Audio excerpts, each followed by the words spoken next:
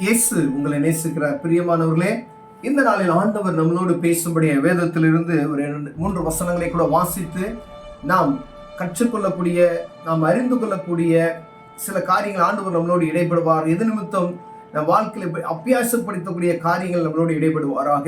யோவான் புஸ்தகம் 13வது அதிகாரம் 14, 15, 16 வசனங்கள் இப்படியாக சொல்கிறது. ஆண்டவரும் போதகருமாகிய நானே உங்கள் கால்களை கழுவினதுண்டானால் நீங்களும் ஒருவருடைய கால்களை ஒருவர் கழுவ கடவீர்கள். நான் உங்களுக்கு செய்தது போல நீங்களும் செய்யும்படிக்கு உங்களுக்கு மாதிரியை காண்பித்தேன். மெய்யாகவே மெய்யாகவே நான் உங்களுக்கு சொல்லுகிறேன், ஊழியக்காரன் தன் எஜமானிலும் பெரியவன் அல்ல.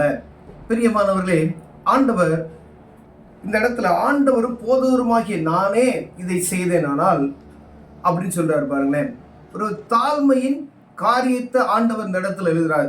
ராபோஜன பந்தைக்கு முன்பதாய் ஆண்டவர் வேற நம்ம வசனங்களை வாசித்தோம் என்றால் அவர் செய்கிற இந்த காரியம் திடீர்னு என்ன செய்றாரு, சேலை இடுப்புல கட்டி ஆண்டவர் சீசருடைய பாத்திரத்தில் தண்ணி கொண்டு வர சொல்லி கால்களை கழுவி அவர்களுக்கு அந்த சீலையில துடைக்கிறதை நாம் பார்க்க முடிகிறது. பிரியமானவர்களே, அவர் சீடர்கள் அவர் எஜமானனா இருக்கிறார் பாருங்க.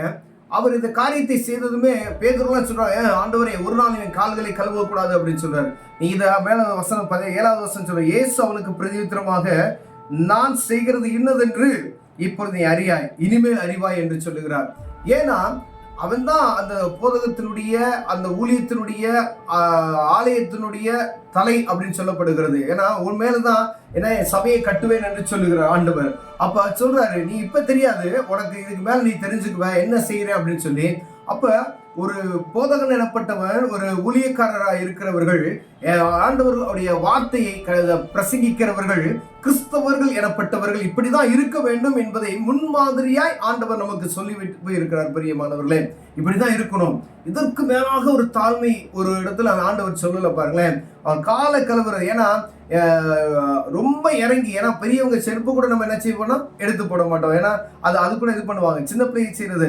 ஆனா வானத்தையும் பூமியை படைத்தவர் பாருங்களேன், சீடருடைய கால்களை கழுவுறார். அதை சொல்லிட்டு சொல்றார், போதகரும் அது கீழே இந்த வசனம் பாருங்க, ஆண்டவர் போதகருமாகிய நானே உங்கள் கால்களை, ஆண்டவர் போதகருமாகிய நானே. அப்ப அவர் தான் ஆண்டவர். அவர் சொல்றாரு அந்த வசனத்துல, ஆண்டவர் போதகருமாகிய நானே உங்கள் கால்களை கழுவினது உண்டானால் அப்ப நீங்க என்ன செய்யணும் அப்படின்னு சொல்றாரு. ஆனா நமக்குள்ள சில நேரங்கள் என்ன செஞ்சிருது, பெருமை ஆட்டோமேட்டிக்கா நமக்குள்ள வந்துருது. பிரியமானவர்களே, கர்த்தர் நமக்கு கற்றுக் கொடுத்த இந்த வசனத்தை அப்பியாசப்படுத்தும்படியா இந்த வேதத்து வசனம் எழுதி வைக்கப்பட்டு இருக்கிறதை நாம் மறந்து போக கூடாது. நீங்க கடைபிடிக்கணும், இதை நீங்க செய்யணும்னு சொல்றாரு. ஒருவேளை நீங்க ஒவ்வொரு கால்களை ஆண்டவர் கழுவு சொல்ல, சில சபைகள்ல நான் பார்த்தா அவங்க கால்களை கம்யூனியன் சர்வீஸ்க்கு முன்னாடி கழுவுறாங்க.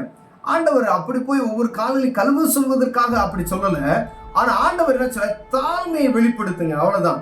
அவர் உங்களுக்கு மேல ஒரு எஜமானன் உண்டு அப்படின்றது நீங்க மைண்ட்ல கொண்டு வரணுன்றதுக்காண்டி, நான் சர்வ வல்லமையுள்ள தேவன், நான் கால கழுவுனா நீ எவ்வளவு தாழ்மையா இருக்கணும்னு சொல்லி ஒருவேளை ஆண்டவர் சகலத்தையும் நமக்கு கொடுத்திருக்கிறார். அற்புதங்களை செய்கிற அநேக ஆசீர்வாதங்களை ஆண்டவர் நமக்கு கொடுத்திருக்கிறார். அப்படி இருக்கும் பொழுது நமக்கு மேட்டுமே ஒரு நாள் வராதபடிக்கு எச்சரிக்கையா இருக்கும்படியே ஆண்டவர் இப்படிப்பட்டதான காரியங்களை கடைபிடிக்கும்படி இதை நினைவு கூறுங்கள் ஒவ்வொரு நாளும் அப்படின்னு சொல்றார். பிரியமானவர்களே, ஒருவேளை பெருமை நமக்குள் வராதபடிக்கு நாம் எச்சரிக்கையா இருக்கும்படியாவே ஆண்டவர் நம்மளோடு பேசிக் கொண்டு இருக்கிறார். பிரியமானவர்களை பார்த்து கொண்டு இருக்கிற அன்பு சகோதரனை சகோதரியை, கர்த்தருடைய பிள்ளைகளா இருக்கிற நீங்க ஒருவேளை ஒரு கம்பெனியில நீங்க ஒர்க் பண்ணலாம், ஒருவேளை ஒரு பெரிய ஒரு சபை வைத்திருக்கலாம்.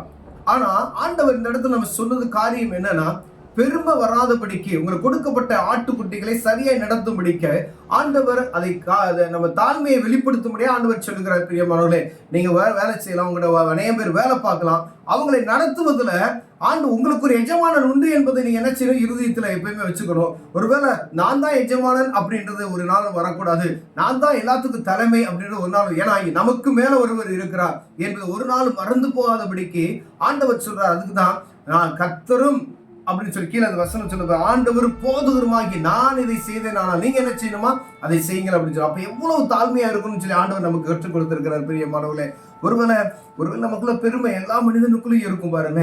ஆனா பெருமை உள்ளவனுக்கு கர்த்தர் எதிர்த்து நிற்கிறார் என்று வேதம் சொல்லுகிறது. ஆனா நம்ம எப்பொழுதும் ஜாக்கிரதை உள்ள, ஏன்னா கொஞ்ச காலம் தான் இருக்குன்னு சொல்லி பிசாசன் கர்ச்சிக்கிற சிங்கம் போல எவனை விழுங்கலாமோ என்று, எந்த இடத்துலலாம் விழ தள்ளலாம் என்று வகை தேடி சுற்றி திரிகிறான். ரொம்ப நேரம் பார்த்து ஒரு மனிதனை கவுக்கும்படியே, பரிசுத்தத்தை குலைச்சலை கெடுக்கும்படியா, பலவிதமான காரியங்களை நல்லா ஊழியம் செய்து கொண்டு இருக்கிறவங்களே என்ன செஞ்சிருவான், தன்னை தடை பண்ணி போடக்கூடிய ஒரு சூழ்நிலை இருக்கிறோம். அப்ப எச்சரிக்கையா இருக்க முடியும். ஆண்டவர் உங்களோட என்னோட பேசிக் கொண்டு இருக்கிறார்.